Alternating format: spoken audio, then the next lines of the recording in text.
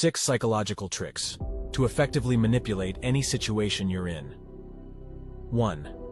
Every time you see someone you know, smile and say hello.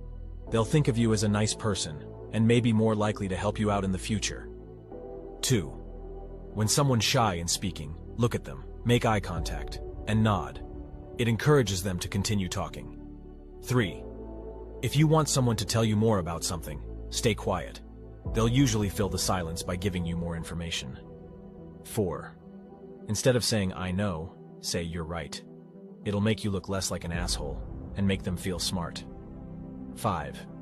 If you want to find out who someone likes the most in a group, pay attention to who they look at after someone says something funny.